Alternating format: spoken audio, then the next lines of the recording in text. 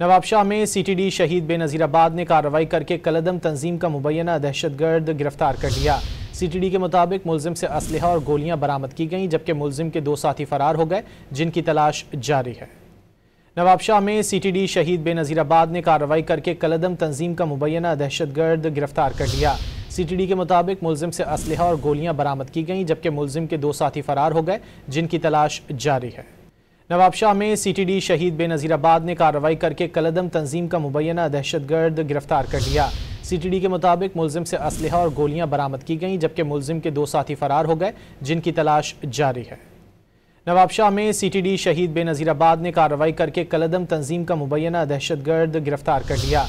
CTD के मुताबिक मुलजिम से असलहा और गोलियां बरामद की गईं, जबकि मुलजिम के 2 साथी फरार हो गए, जिनकी तलाश जारी है। नवाबशाह में सीटीडी शहीद बेनज़ीराबाद ने कार्रवाई करके कलदम तंजीम का मुबैना दहशतगर्द गिरफ्तार कर लिया। सीटीडी के मुताबिक मुलजिम से असलहा और गोलियां बरामद की गईं, जबकि मुलजिम के 2 साथी फरार हो गए, जिनकी तलाश जारी है।